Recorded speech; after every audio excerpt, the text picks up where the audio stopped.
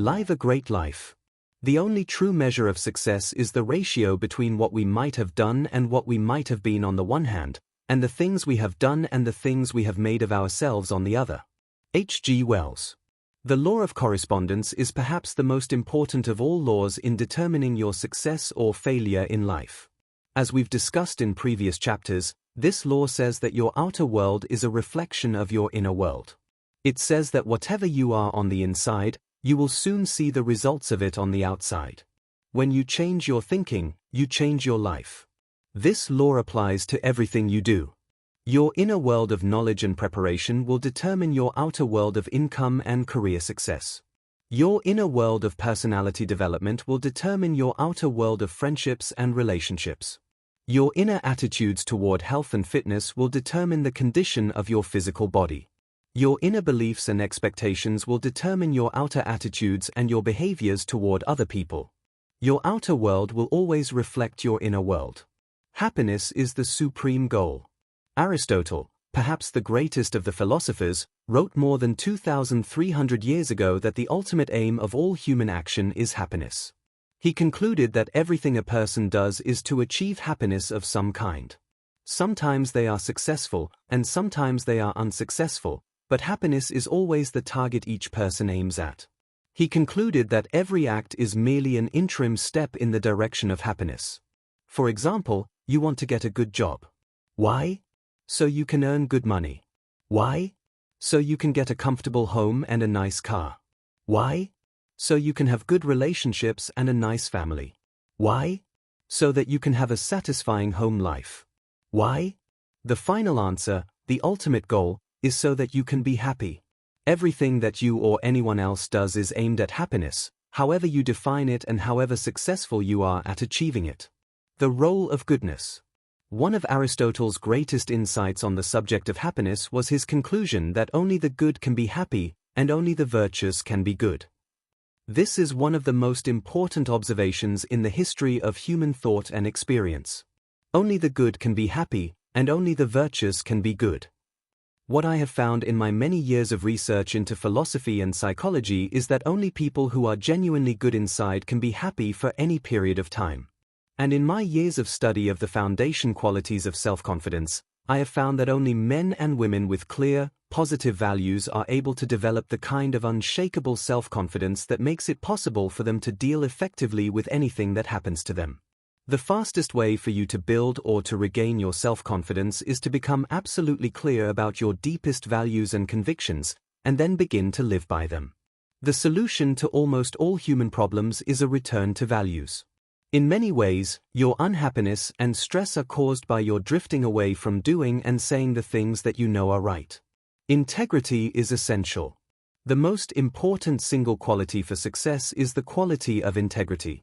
Aristotle insisted that only a life based on values such as integrity, honesty, courage, generosity, persistence, and sincerity would lead to happiness and personal fulfillment. I used to think of integrity as only one of the key values, equal to and separate from the others. Then one day a wise and wealthy man pointed out to me that integrity is really the value that guarantees all the others. Integrity is the foundation value on which all of your other values are based. Having true integrity means that you always live and act consistently with your values. If you lack integrity, you will compromise your other values at the slightest temptation. Clarify your values. In our strategic planning sessions, both for corporations and for individuals, we start off by asking people to define and clarify their values. You must do the same in your own personal strategic planning. What are your values? What is it that you believe in? What do you stand for? What will you not stand for? Your ability to clearly define your values is the starting point of your developing the kind of character that causes people to want to be associated with you and which will lead you inevitably to enjoying a good life. When you have a fine and noble character, rooted in solid, life-affirming values, you will be a genuinely good person. As a result, you will be happy inside, no matter what is going on around you. Organize your values. Once you have defined your values, you should organize them in order of priority. To start, you need only 3 to 5 key values to create a foundation for your character and personality. These are the values that you personally consider to be more important than any others. The order in which you arrange your values is terribly important as well. This ranking of values largely determines the kind of person you are and the kind of life you live. Everything you do is the result of a choice. You are constantly making choices of one kind or another, to do one thing or to do something else. This ability to make choices distinguishes you from all other creatures. Each choice you make is based on your primary values at that time. Each action is based on what you consider to be the most important value at that moment of choice. Act on your values. When you choose, your higher-order values always take precedence over your lower-order values. Every act you take, every decision you make, is based on your dominant value at that time. You can do only one thing at a time, and you always have to choose what it is going to be. You always choose what is most valuable to you at that particular moment. How can you tell what your values are? It's simple. Your values are only and always expressed in your actions. It is what you do rather than what you say that tells you, and others, what you value most. Especially, it is what you do under pressure, when you are forced to choose, that reveals your true values and beliefs about yourself and the world around you. The determinant of personality. Both your choice of values and the order of your values are critical in determining your personality and your life. Here is an example. Imagine that two people have each been through a values clarification exercise and settled upon the same 3 values. Only the order is different. Person A has decided that his top 3 values, in order of importance, are first, family, second, health, and third, career success. This person is saying that he puts his family ahead of his health and career, and his health ahead of his career. This means that if he has to choose between family and career, family comes first. If he has to choose between health and career, health comes first. Person B has the same 3 values, except that his values are in a slightly different order. His first value is career success. His second value is his family, and his third value is health. This means that person B will put his career ahead of his family if he has to choose. He will put his career and his family ahead of his health if he has to choose. The big question. Now here are some questions for you. Will there be a difference between person A and person B? Will there be a small difference or a large difference? Would you prefer to be friends with person A or with person B? Would you be able to tell person A from person B if you met them socially or in business?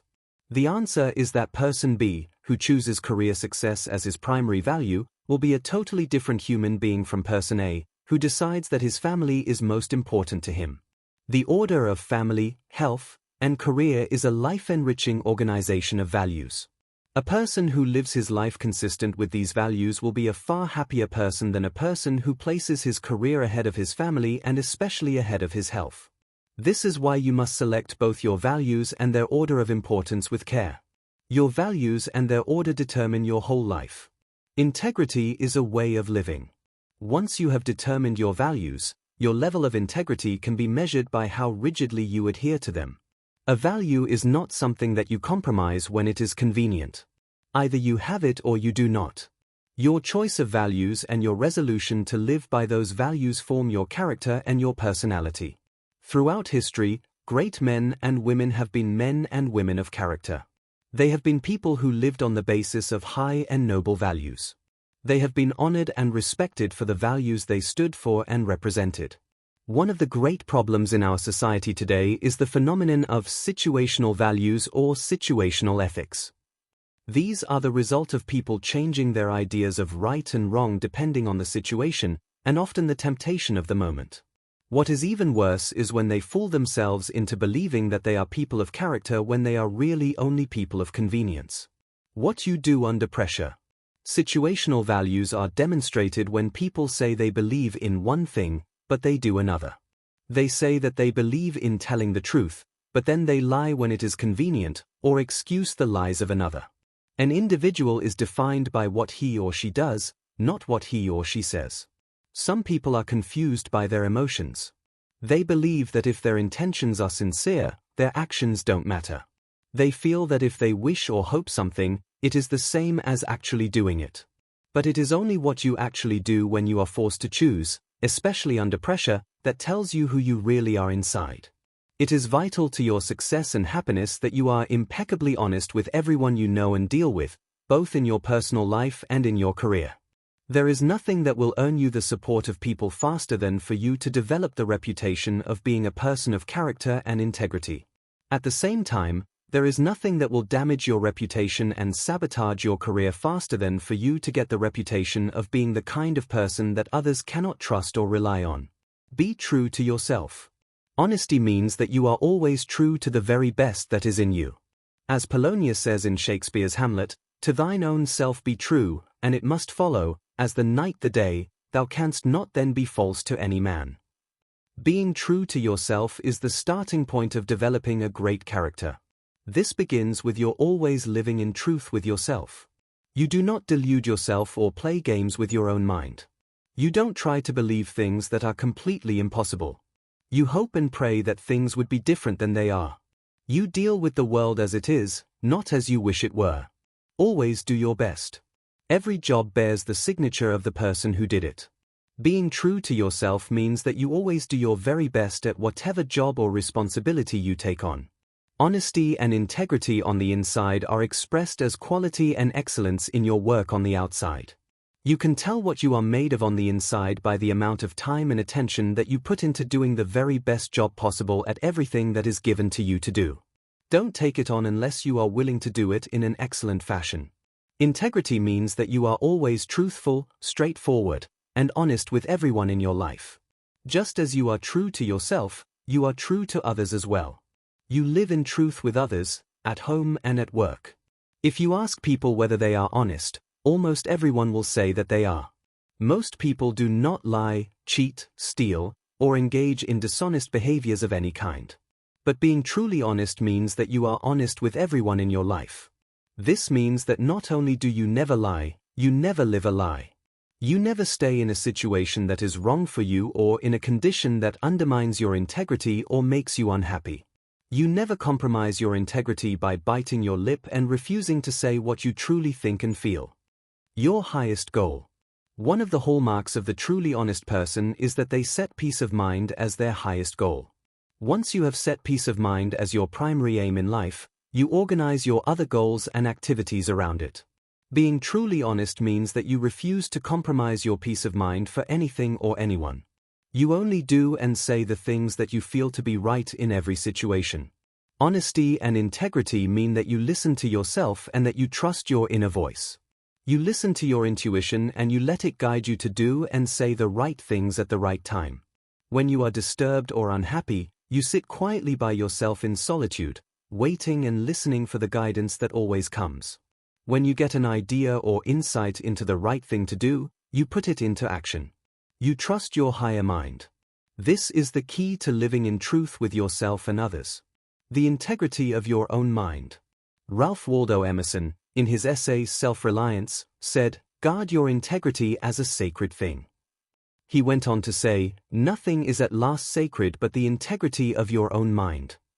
Truthfulness is the indispensable requirement for the development of character, and the development of character must be a central aim of your life. Aristotle said, "The purpose of education is the development of the character of the young." Today, in the United States, many young people have not been brought up with a clear sense of right and wrong. Many people have been told that values are relative. Many people have been told, for example, that if they like to shoplift, then that particular value is just as good as a person who believes that shoplifting is wrong. This form of value relativity leads down a blind alley. It leads to failure, frustration, and unhappiness. The fact is that values are not relative. There are values that are life-enhancing and there are values that are life-destroying. If a value is positive, living by it improves the quality of your life and your relationships with others. A negative value hurts your relationships and detracts from the quality of your life. You can easily tell the difference, because living by a positive value makes you feel happy, and practicing a negative value makes you feel unhappy. Face the truth. Living in truth means that you face the truth about yourself and the world around you. You face the truth about your work and your relationships. You look yourself directly in the eye and you live consistently with your innermost convictions. You do not play games with yourself or wish and hope that things could be different than they are. Integrity means that you accept that your world can only get better when you get better. No one is going to come along and change things for you. If you want things to change, you are going to have to make the changes yourself. Integrity means that you accept that your marriage gets better only when you become a better spouse. Your business gets better only when you become a better manager or executive. Your sales results and customers get better only when you become a better salesperson. Your financial life improves only when you become more intelligent and disciplined about money. Accept people the way they are. Especially, honesty means that you accept people the way they are, not demanding that they be the way you want. You do not go through life wishing, hoping, and expecting that people will change and be different so as to suit you. One of the basic principles of human life is that, with few exceptions, people don't change. In fact, under pressure, people not only do not change, but they become even more of what they already are inside. If a person has a difficult personality, under pressure he will become even more difficult. If someone is stubborn or inflexible, when she is put under pressure she will become even more stubborn and inflexible. If a person is slightly dishonest, when he is subjected to pressure or temptation he will become totally dishonest. People don't change. Business and competition. Honesty in our fast-moving world also means that you see the world of business and competition as it is, not as you wish it were, especially with regard to the explosion of information and technology. Many people think that they can make a token effort to keep up with the growth of knowledge in their field and the growth of technology in their work. But this minimum effort is not acceptable to the honest person. The truly honest person realizes that today you have to run just to stay in the same place. The truly honest person realizes that knowledge is doubling in every field every 2 to 3 years, and this means that your knowledge has to double every 2 to 3 years as well.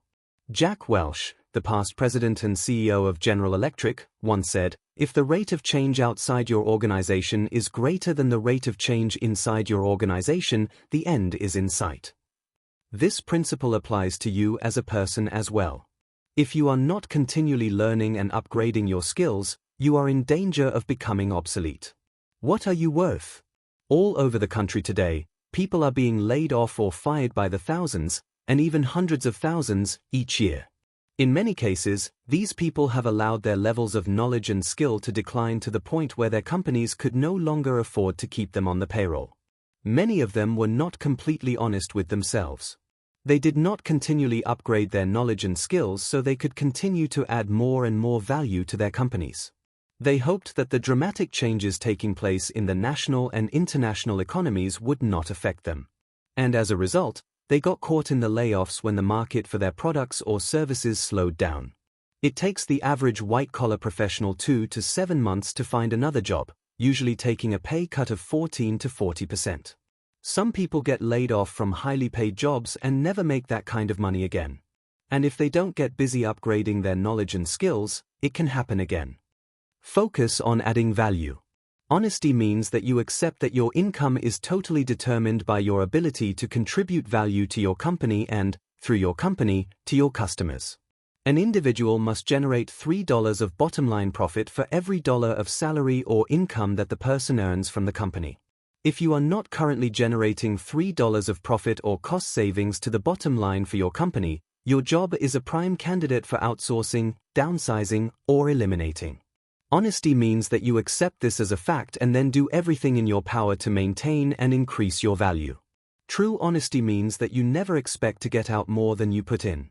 You never expect to get something for nothing. You don't gamble or buy lottery tickets, which in a way is an act of dishonesty. It is an attempt to get something that you have not earned. The truly honest person never attempts to get rewards without working, or to get rich quick or easy. In the United States today, millions of people are attracted to the quick fix. If they are employees or executives, they want new and better jobs, and they want them immediately. They are always looking for shortcuts, and as a result they are always frustrated and unhappy. They hope that problems that have taken many months and years to develop can be solved with a silver bullet of some kind. They are impatient and they want immediate results. But being an honest person requires that you resist the temptation of the quick fix in any part of your life. Trust is the glue. Relationships are central to a happy, healthy, satisfying life. All relationships are based on trust. Trust is the glue that holds relationships together. You can have all kinds of problems and disagreements with another person, but as long as the trust and respect are still there, the relationship can endure. But if anything ever happens to the trust, the relationship can fall apart quickly, like a house of cards collapsing. All business relationships are based on trust. All relationships that involve money are dependent on the word of the borrower or the creditor. All relationships with your bankers, your suppliers, your customers, your staff, and everyone else in your financial world are based on that critical element of trust. Men and women of high integrity are fastidious about the levels of trust that they have built and maintained. They are careful about their credit and about their financial commitments and arrangements. They always keep their word. They are careful about their banking relationships, their credit cards, their bills, and any money that they owe at any time. A tale of two bankruptcies. Some years ago, two people I knew well, in two different businesses, were forced into bankruptcy because of the economic downturn. But the outcomes of their bankruptcies were completely different. The first of my friends had been meticulously careful about all of his bills and finances throughout his career. He had always paid at least the minimum amounts on his charge cards. If ever he had a financial problem, he went to the person affected and rearranged payments and interest. When he was finally forced into bankruptcy, by a massive and unexpected financial default over which he had no control, he had no choice but to go to court, give up all his assets, and walk away penniless. But within a week, people were approaching him and offering him money, loans, offices, credit cards, a place to live, and a new car. One of his previous business associates, quite wealthy, mailed him a blank check already signed, saying, "Just fill in the amount you need and let me know for my records. I have complete faith in you."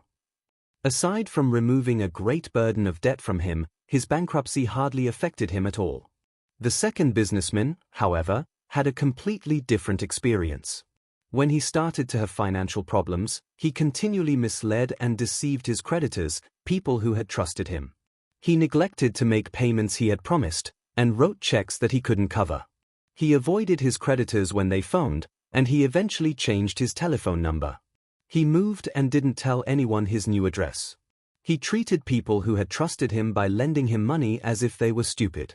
When he finally went bankrupt, no one wanted anything to do with him. It will take him years to recover, if he ever does. He can't even get a credit card, he now has to pay cash for everything. The key to sales success. In sales, trust is the foundation of all relationships. A person will not buy from you until he or she trusts you completely. All top salespeople invest a good deal of time building high-quality, trusting relationships with their clients before they ever attempt to sell their products or services. An association to which I belong commissioned a $50,000 survey of customers last year. Since most of our organizations sell forms of training and consulting services that are somewhat similar, they wanted to find out what caused a purchaser to buy from one company and not another. One of the questions they asked the customers was what they were most concerned with in making a buying decision. More than 80% of the respondents to the survey said that the honesty and integrity of the salesperson was more important than any other factor. When they asked them what they meant by honesty and integrity in a salesperson, the customers replied that this meant that the salesperson put their interests first. They believed that the salesperson would keep his or her word. They believed the salesperson's claims about the product.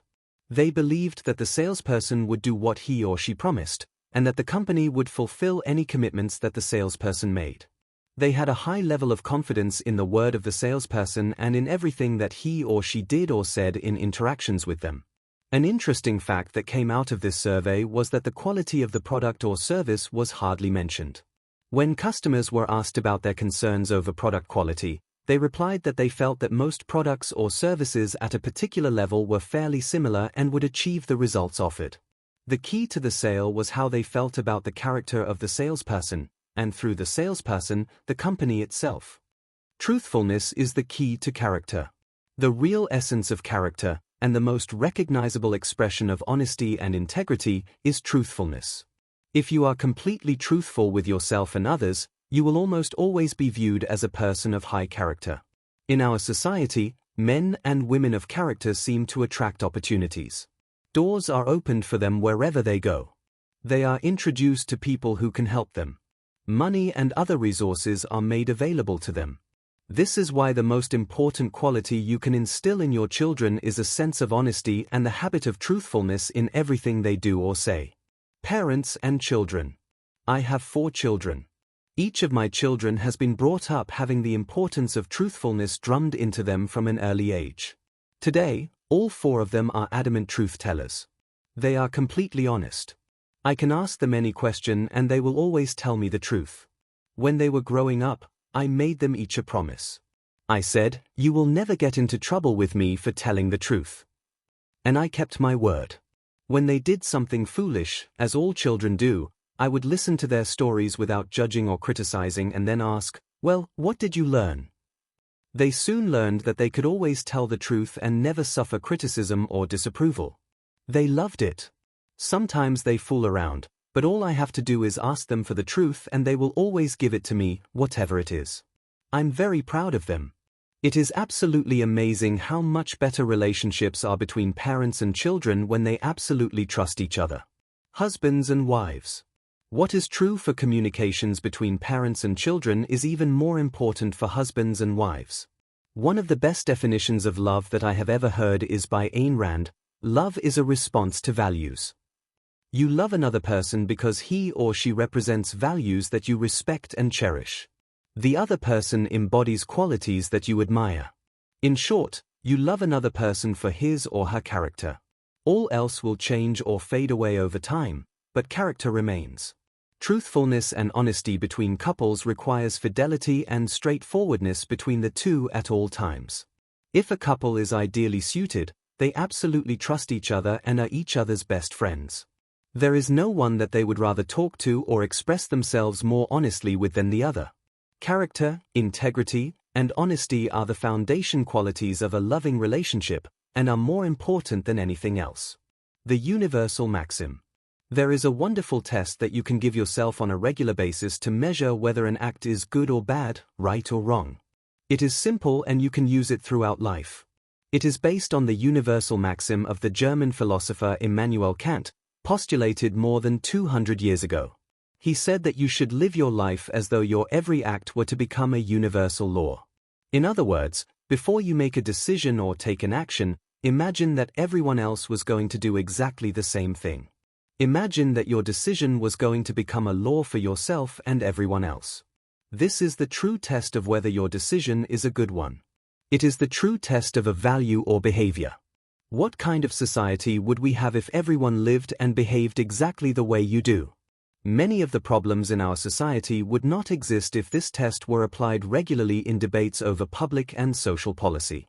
Governments would be slower to approve certain actions in the areas of crime, education, welfare, and business if there was a likelihood that everyone would engage in those actions. Set high standards for yourself. Here are some questions that you can ask yourself on a regular basis. First, ask yourself, what kind of a world would my world be if everyone in it were just like me? Just imagine. If everyone in the world were just like you, would this be a better world in which to live? If everyone in the world were just like you, would this be a happier, healthier, more prosperous, and more harmonious world, or not? Then, ask yourself, what kind of a country would my country be if everyone in it were just like me? What would this country be like if everybody in it behaved exactly the way you do? If everyone did the things that you do in your daily life and work, would this be a better country? Or are there some things that you might do differently?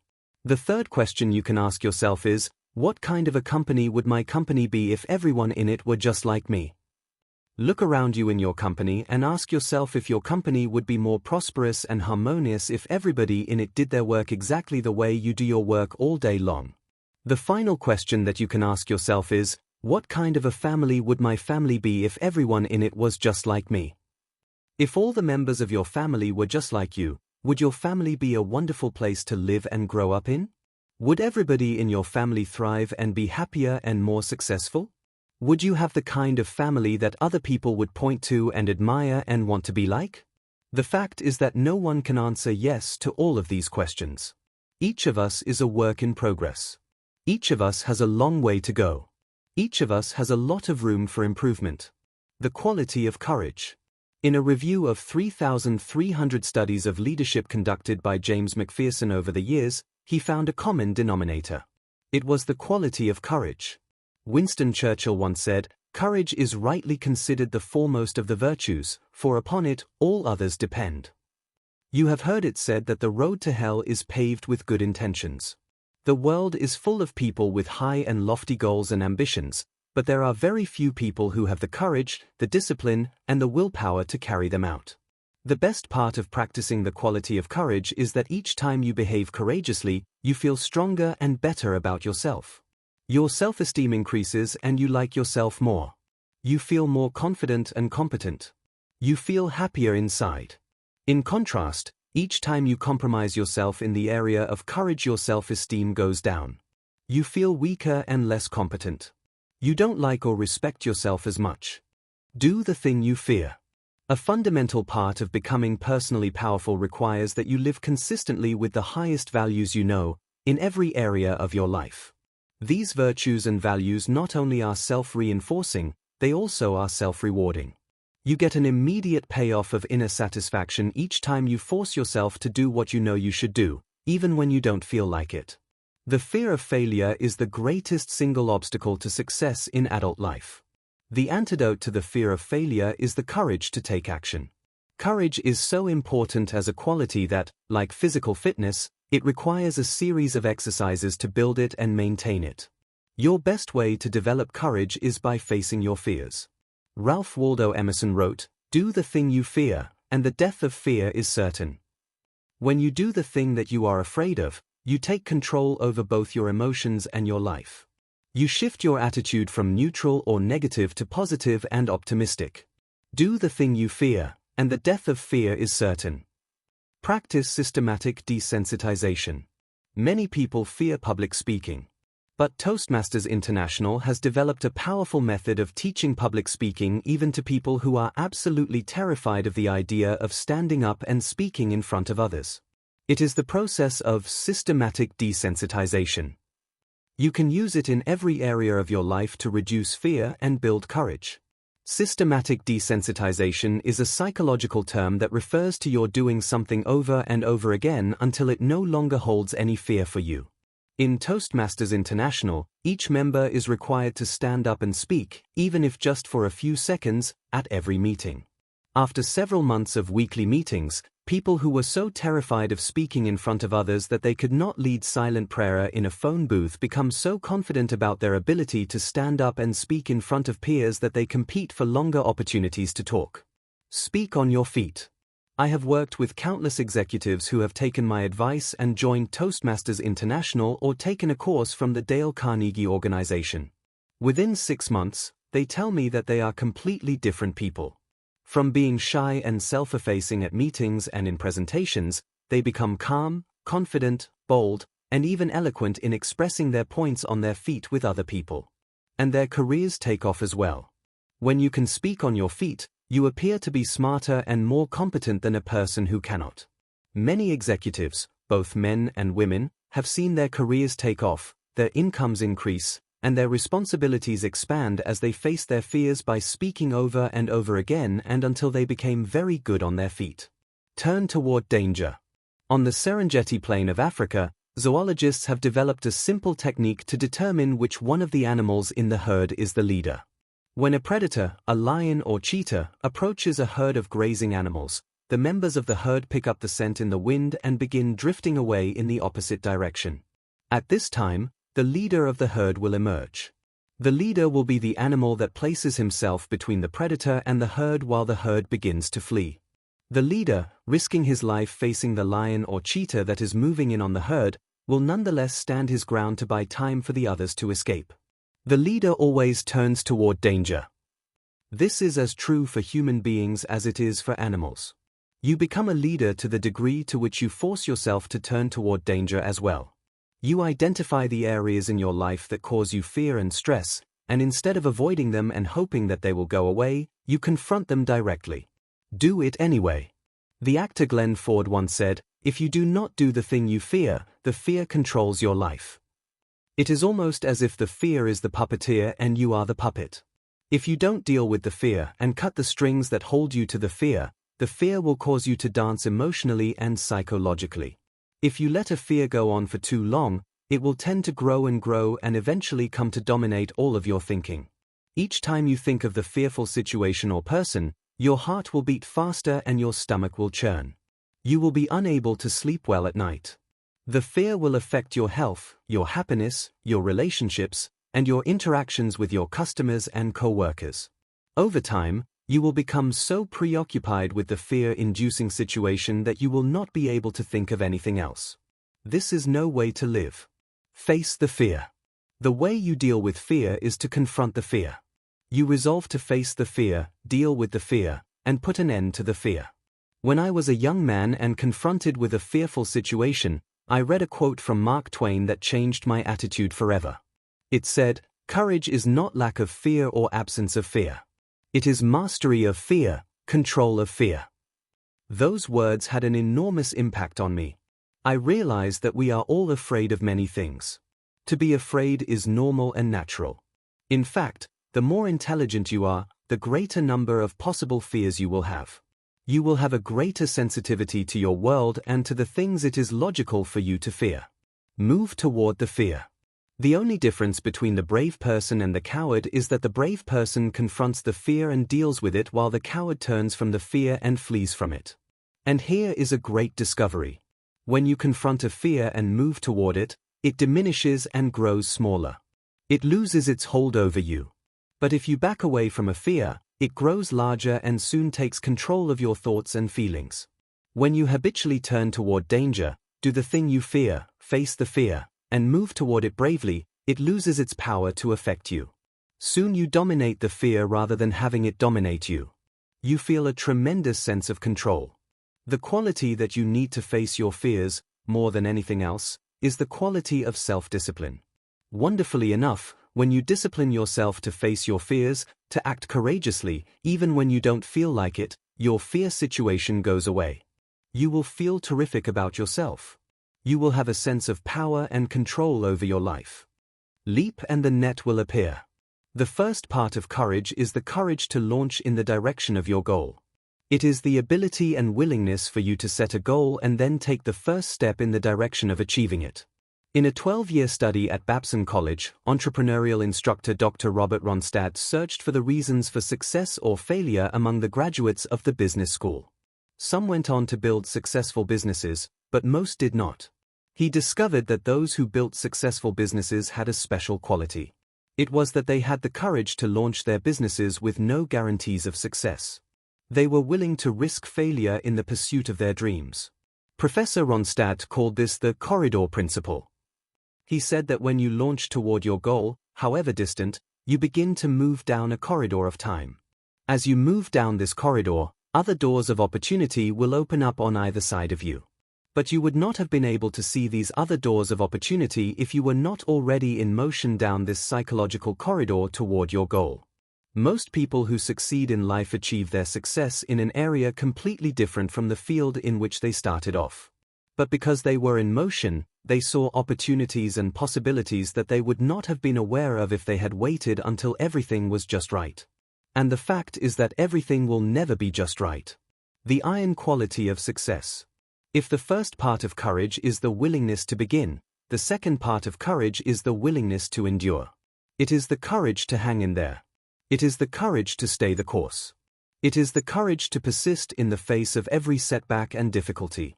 Self-discipline is the iron quality of character. It is what enables you to endure. Self-discipline is the one quality that gives you the strength that you need to take risks and to move forward in the face of danger and uncertainty. It is self-discipline, and the courage that comes from self-discipline, that develops personal power within you that enables you to overcome any obstacle in your way. Different forms of courage. There are several forms of courage that you can develop with practice. These forms of courage will help you to achieve the great success that is possible for you. They are all learnable with practice. Dream big dreams. The first form of courage is the courage to dream big dreams and to set big goals. This is where most people are stopped. The very idea of setting big, challenging, exciting, worthwhile goals is so overwhelming that they quit before they even begin. But this is not for you. Sit down, write out your goals as if anything were possible for you, and never be afraid to dream big dreams. Make a commitment. The second type of courage is the courage to make a total commitment, throwing yourself wholeheartedly into whatever it is you decide to do. All successful people of my experience are people who are living fully engaged. They are fully involved in their lives and in their goals. They don't do things by half measures. They may have no guarantees, but they are not afraid to put their whole hearts into their activities. If they fail by trying greatly, not by playing it safe, wishing and hoping that everything will work out all right. Move out of your comfort zone. The third type of courage you need is the courage to move out of your comfort zone. It is the courage to move into your zone of discomfort, where you feel awkward, clumsy, and alone. The comfort zone is one of the greatest enemies of human potential. When people get into a comfort zone, they strive to stay in that comfort zone. Often their whole lives pass them by while they are furnishing and reinforcing their little rut of medium performance. You need the courage to continually move yourself in the direction of your biggest goals and ambitions. You need to be willing to face discomfort in order for you to grow. Take a stand. The fourth type of courage you need is the courage to take a stand, especially with regard to your values, your vision, and your beliefs. You need to stand up for what you believe to be right. You need to stand up for other people who espouse those principles. You need to have the courage to stand solidly for the highest values that you know, and then refuse to compromise yourself or your character because others may disapprove. Step out in faith. You need the courage to launch in faith with no guarantees of success. Someone once wrote, "If every obstacle must first be overcome, nothing will ever get done." Courageous people are those who have a dream and set a goal, make a plan and take the first step, with no assurances and no guarantees that their efforts will result in success. However, if you look upon every step forward as a learning experience and every setback as a valuable lesson that has been sent to you to make you stronger and better, you will not be afraid to launch in faith into the unknown. Risk failure. You need the courage to risk failure. You need the courage to endure constant setbacks, disappointments, and temporary defeats. You need to learn to deal with failure by realizing that it is an indispensable prerequisite for success. You need the courage to treat failure as an opportunity to more intelligently begin again. You need to overcome the fear of failure by doing the things you fear over and over again, and then by resolving to bounce rather than break when things don't work out for you. The bigger and more exciting the goals you set for yourself, the more times you will trip and fall. But as long as you have clear goals, you will always be failing and falling in a forward direction. You will always be picking yourself up a little bit closer to the goal than you were before. Face your fears. You need the courage to turn toward danger continuously. Identify all the fear situations in your life that cause you stress or anxiety today. Decide what the worst possible outcome of each of those situations might be. Resolve to accept the worst, should it occur. And then take action to resolve each of those situations. Refuse to allow a fear situation to remain in your life, dominating your thinking and emotions and holding you back. Practice zero-based thinking. You need the courage to practice zero-based thinking continuously in your life. Ask yourself, is there anything in my life that, knowing what I now know, I would not get into or start up again today if I had it to do over? There are situations in every person's life that, knowing what they now know, they wouldn't get into again if they had to do it over. If you decide that there is something you wouldn't get into again, your next question is, how do you get out and how fast? You cannot make a great life for yourself if, right in the middle of your life, if there is something that you wouldn't even get into if you had it to do over again. And you always know when you are dealing with a zero-based thinking situation. It causes you a great deal of stress. It preoccupies you continually. It sometimes keeps you awake at night and dominates your conversation. You always know what it is. Admit your mistakes. You need the courage to admit that you might be wrong, and that you have made a mistake when you get new information on any situation. It is amazing how many people keep themselves locked into a low level of performance because they will not admit that they are not perfect. They will not admit that, with the passing of time, something that seemed like a good idea has proven to be a bad choice or decision. Don't be afraid to cut your losses. Don't be afraid to admit that you were wrong and to bail out. Don't be afraid to put one course of action aside and embark upon something completely different. This is the mark of courage, personal power, and effective thinking. Be willing to make mistakes. You need the courage to be willing to make mistakes and learn from them. All peak performers continually make decisions, make mistakes, learn from them, self-correct, and carry on. Successful people are not those who necessarily make the right decisions all the time, but they make their decisions right. If they make a mistake, they accept it, learn as much as possible from it, and then continue on. Remember, you can learn to succeed only by failing and making mistakes. The more you fail and the more mistakes you make, the smarter you become and the more likely it is that you will eventually achieve your goals. Accept complete responsibility. You need the courage to accept complete responsibility for your life, which means to take ownership for results. You need the courage to refuse to make excuses or to defend yourself.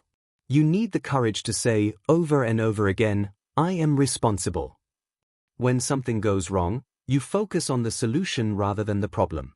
You ask, what do we do from here? What's the next step? What is the solution? You then pick yourself up and carry on, extracting the wheat from the situation and throwing away the chaff. Be patient. You need what is called courageous patience. This is a special kind of courage that is required after you have launched toward your goal but you have not yet seen any results. It is amazing how many people break and run in that zone between when they begin and when they start to see a payoff. Their doubts and fears overwhelm them. But this is not for you. Once you have started toward your goal, resolve to remain calm and confident until you start to get results. Be patient and persistent, no matter what happens in the short term. Persist longer. The final courage you need is the courage to persist longer than anyone else. Persistence is the quality that will ultimately guarantee your success. Your willingness to persist in the face of every adversity can be your greatest asset. It can be the one factor that guarantees your success. If you refuse to quit, you must ultimately succeed. Just as in baseball, you won't ultimately hit a home run unless you keep on swinging. In 30 years of studying successful people, I have discovered one fact over and over. No one was ever defeated until they accepted defeat as a reality. No one can ever defeat you but yourself. When you discipline yourself to do what you should do, whether you feel like it or not, and you use this inner strength to build high levels of courage and persistence within yourself, you will become an incredibly powerful person. You will soon feel that there is nothing that you cannot accomplish. You will eventually develop yourself to the point where you feel completely unstoppable. You are ultimately self-made. Someone once said, I'm a self-made man, but if I had to do it over, I'd bring in a little help. You and I are all self-made. We all have a lot of areas in which we could improve. We all need to set higher standards for ourselves. We all need to work continually on the development of our characters. We all need to strive to become better people. We can never allow ourselves to be complacent at any level of accomplishment. We have to keep raising the bar on ourselves. One of the marks of superior people is that they can manage themselves. If they work for a company, they might do this by imagining their boss sitting next to them, observing them and filling out their annual performance appraisal every minute of every day. Or, by seeing themselves as role models, they might set far higher standards for themselves than anyone else could set for them. Only the top 2% of people in our society can supervise and manage themselves. They can conduct themselves throughout the day as though everyone is watching, even though no one is watching. The real payoff. When you set high standards for yourself, your self-esteem and self-respect increase. When you decide that you are going to live consistently with your highest values and your deepest convictions, you feel wonderful about yourself. When you become completely honest, you stop compromising yourself in your relationships with others. You speak sincerely to everyone with whom you live and work. You practice absolute truthfulness with yourself and others. The more honest you are with yourself, the greater courage and self-confidence you will have. You will become more positive and enthusiastic about yourself. You will develop a tremendous feeling of inner power and personal strength. The more you live consistently with the very highest values you know, the finer your character will become. Eventually, you will reach the point where you are absolutely unstoppable. Action exercises. 1. Determine your 3 most important values in your personal and family life. What do you believe in and care about the most? 2. Resolve to live in truth with yourself and others, without compromise. In what area of your life are you not being perfectly honest with another person? 3. To thine own self be true. Examine the areas of your life where you experience stress, dissatisfaction, or unhappiness and determine if you are compromising one of your values. 4. What kind of a company would your company be if everyone in it was just like you? What could you change immediately to make your company a better place? 5. What would you do and how would you spend your time if you learned today that you had only 6 months left to live? Your answers to this question will reveal your true values. 6. People don't change. Since this is one of the laws of life, what changes should you make in your life and relationships, at home and at work, to accommodate this fact? 7. Practice truthfulness in all things. In what areas do you need to accept the world as it is, rather than the way you would like it to be? Be honest with yourself. Summary and conclusions. The world is like a great mirror. It reflects back to you what you are. If you are loving, if you are friendly, if you are helpful, the world will prove loving, friendly, and helpful to you. The world is what you are. Thomas Dreyer. The most important principle of human life is that you become what you think about most of the time. This insight is the foundation of religion, philosophy, metaphysics, psychology, and all success. Your outer world is very much a reflection of your inner world. If you change your thinking, you change your life. Your biggest challenge and your greatest responsibility are to create within yourself the mental equivalent of what you want to experience on the outside. By doing this, you activate all your mental powers and put the forces of the universe to work on your behalf. You take full control over your life. Many thousands of people have been asked what they think about most of the time. Over and over, the most successful men and women report the same things. They think about what they want and how to get it most of the time. Unsuccessful and unhappy people, in contrast, think and talk about what they don't want. They think and talk about their problems and worries, and about the people in their lives that they don't like. But this is not for you. When you think and talk continuously about what you want and how to get it, this way of thinking soon becomes a habit.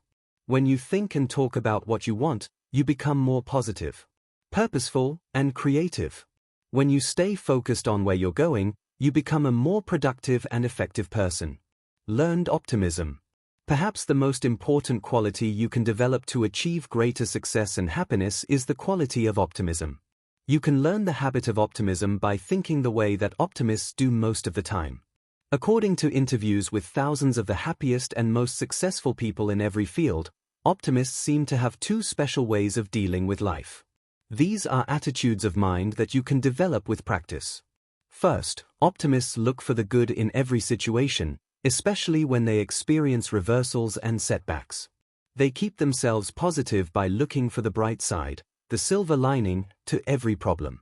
And they always find something. Second, optimists seek the valuable lesson in every problem or difficulty. They believe that each temporary failure or obstacle has been sent to teach them something.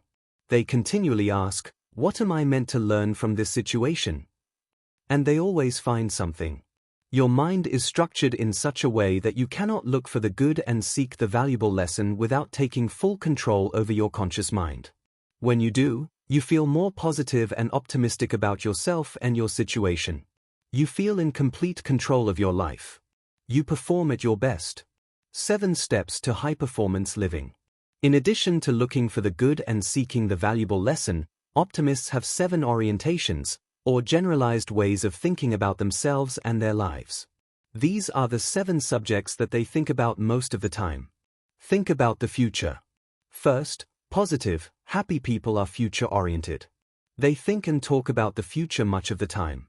They think and talk about where they are going, rather than about what has happened in the past. They create a clear, exciting future vision of what is possible for them. By the law of attraction, they find themselves attracted toward their future hopes and dreams, and their future hopes and dreams are attracted toward them. Think about your goals. Second, they are goals-oriented. They think and talk about their goals much of the time. Once they have dreamed and fantasized about their ideal future visions, they boil them down into clear, written goals and plans that they work on every day. They focus their attention and concentrate their energies. They use their goals to take control over their futures. Think about excellence. Third, they are excellence-oriented. They commit to becoming excellent at what they do, to joining the top 10% of people in their field, whatever it is. They identify their key result areas and set standards of excellent performance for themselves in each one. They work on themselves each day and never stop improving. Think about the solution. Fourth, they are solution-oriented. They think about the solution rather than the problem. They think about what needs to be done rather than who is to blame. They use creative thinking methods to unlock their creativity and that of the people around them.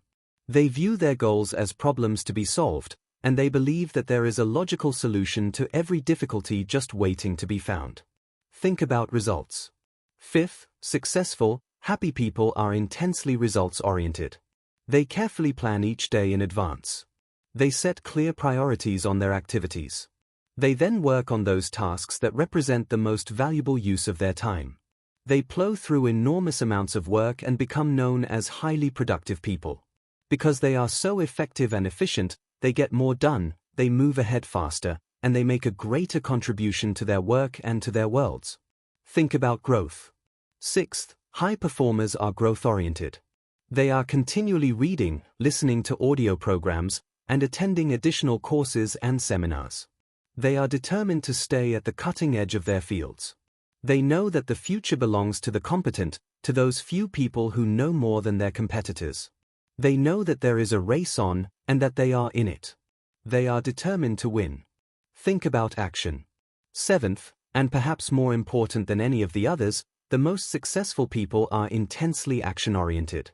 They think about what they can do, right now, to move faster toward their goals. They are in constant motion. They work in real time. They have a sense of urgency. They cover more ground and get a lot more done than the average person. The more they get done, the better they get, the more valuable they become, and the more they earn. Your possibilities are unlimited. We are living in the golden age of mankind. There have never been more opportunities and possibilities for you to become all you are capable of becoming, and to achieve more of your goals than there are today. You can use this video as a guide to greater success and happiness for the rest of your life. Here again are the 12 core ideas. 1. Change your thinking.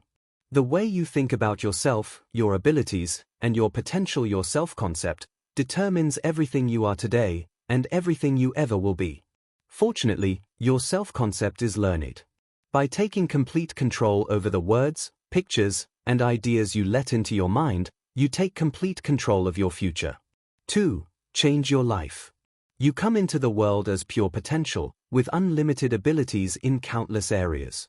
As the result of destructive criticism in childhood, you can inadvertently develop fears of failure, loss, rejection, and criticism. You can develop self-limiting beliefs that hold you back. By getting rid of these negative emotions, you liberate your potential and change your life. 3. Dream big dreams. The true starting point of living the kind of life that is possible for you is to create an exciting future vision of what you would want your life to be, in every area, if you had no limitations at all. Imagine that you could be, have, or do anything at all in your family, finances, and personal life. Then set clear, written goals, backed by detailed plans, to make your dreams come true. 4. Decide to become rich. Resolve today to take complete control over your financial future. Begin to do the things that others have done to become financially independent, starting from where you are today. Determine exactly how much you want to earn, keep, and acquire, set these amounts as goals, and then think about them all the time. Whatever others have done, you can do as well. 5. Take charge of your life. You are the primary creative force in your own life. Everything you are or ever will be the result of what you do or fail to do.